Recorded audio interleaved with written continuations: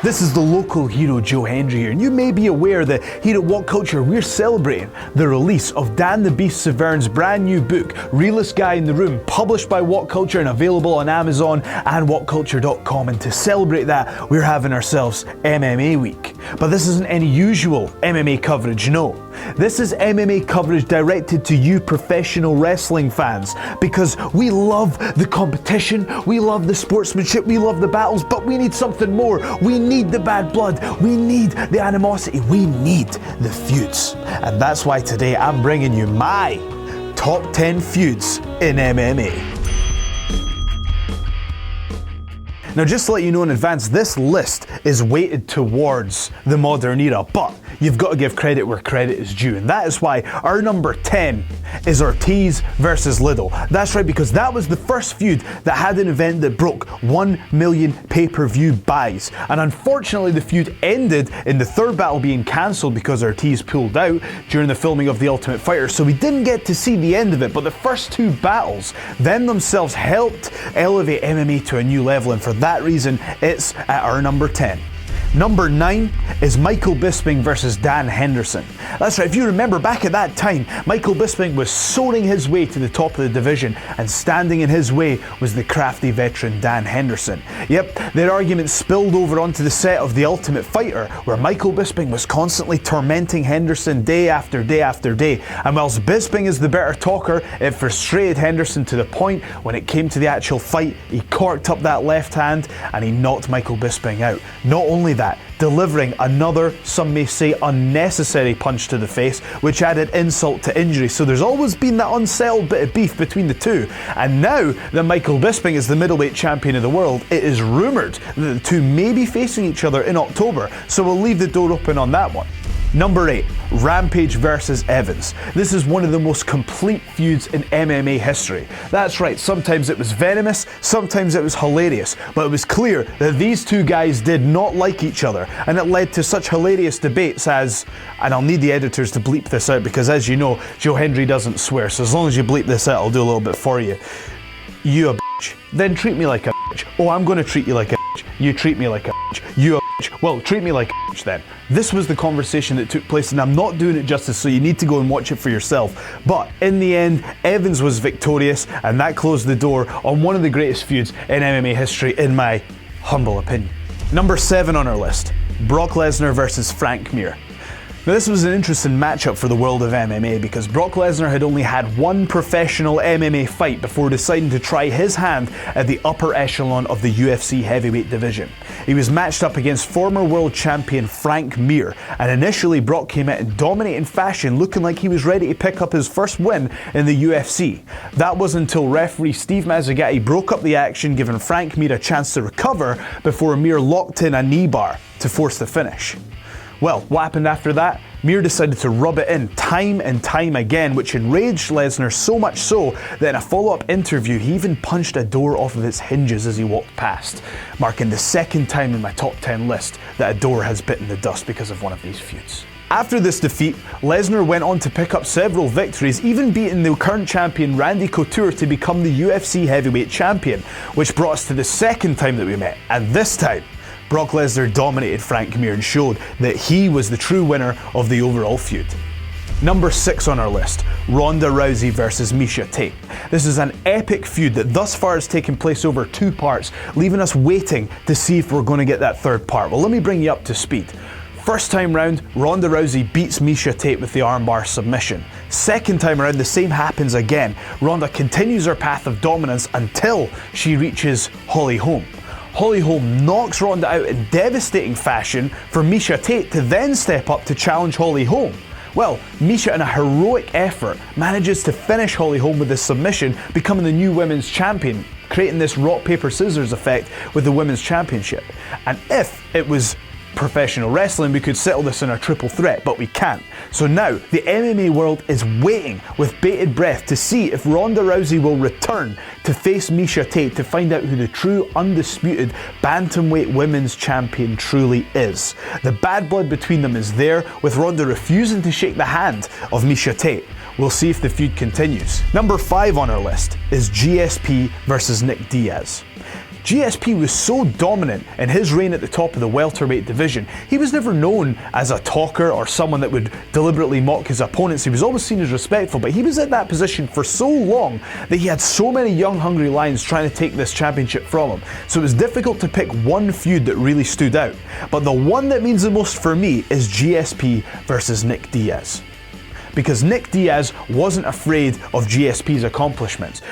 Nick Diaz was firing insults at GSP in quicker succession than anyone had previously before, and Nick Diaz had the skills to back it up. GSP has been seen as the true professional of the sport, doing whatever's been asked of him at the time.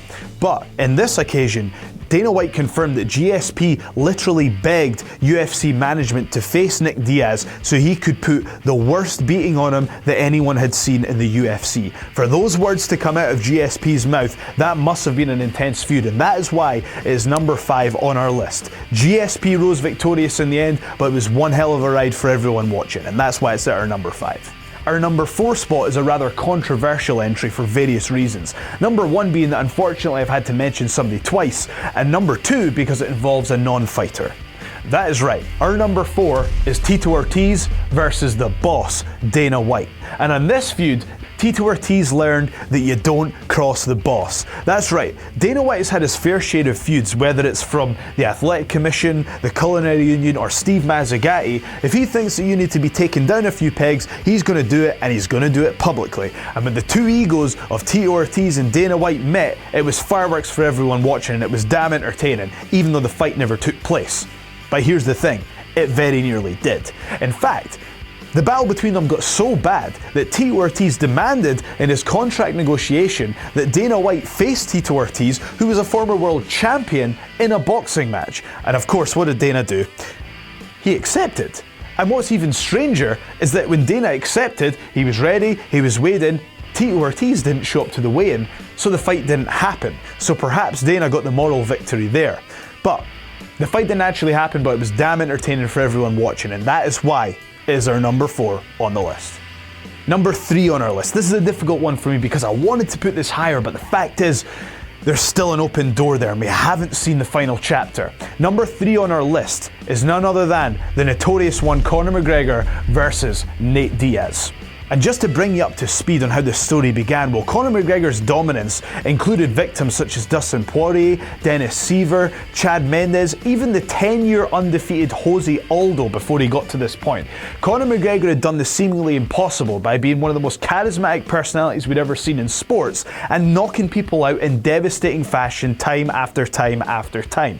So he decided to take on this next massive challenge. After cleaning out the division at 145 pounds and winning the title, Conor McGregor decided to move on to bigger and better things, literally. He jumped up not only 1 but 2 weight divisions to face Nate Diaz, because he was originally faced to fight at lightweight for the title, but when the champion at the time pulled out, it forced Conor to move up another division to face none other than Nate Diaz. So to jump from 145 pounds to 170 pounds, that's a bold move, and it didn't quite work out for Conor, unfortunately, because although Conor got the better of the first round, the fatigue settled in and Nate Diaz was able to get the finish, even issuing one of his trademark Stockton slaps to add insult to injury.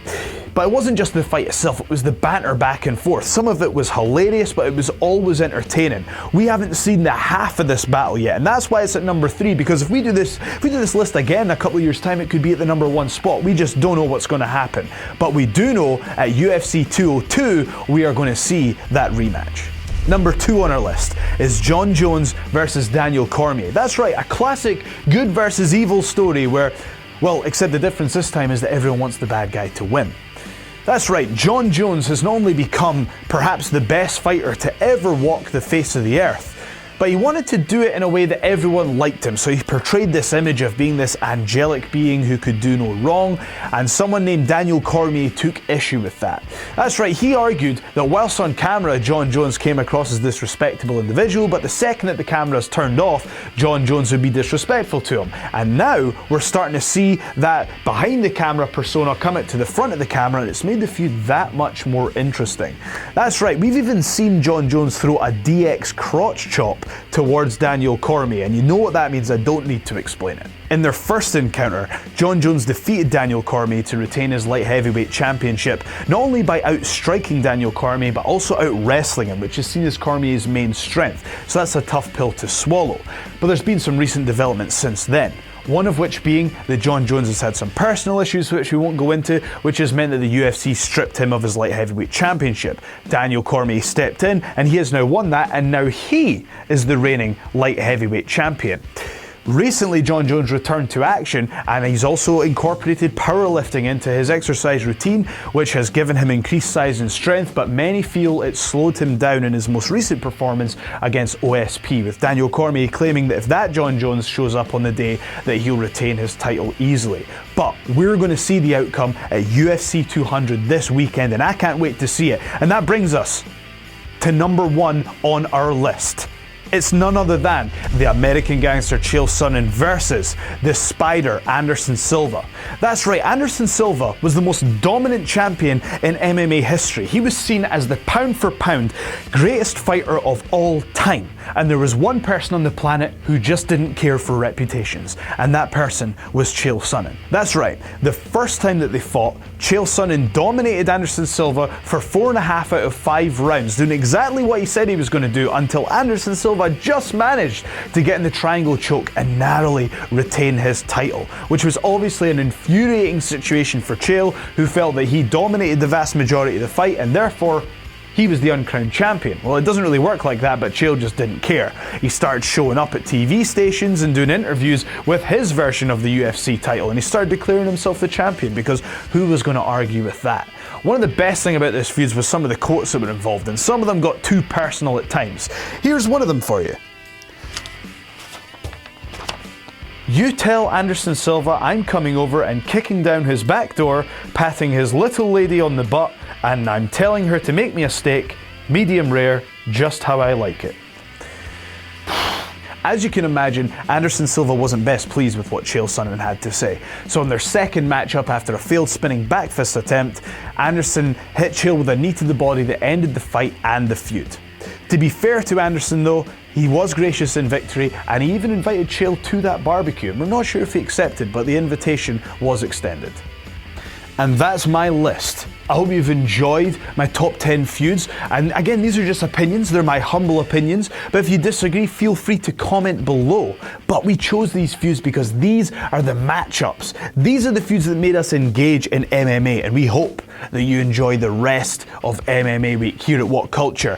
I've been Joe Hendry from WhatCulture.com, and you can follow me on @JoeSHendry on Twitter. I've been Joe Hendry, local hero, and I shall see you next time.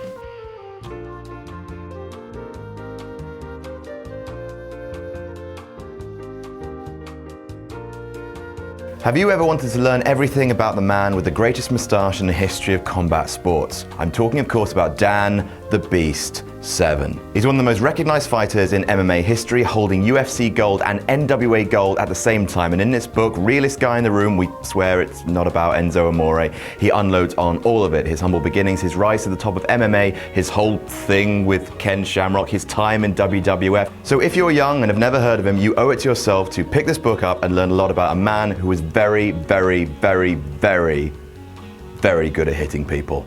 You can pick it up at shop.whatculture.com. Follow the link in the description.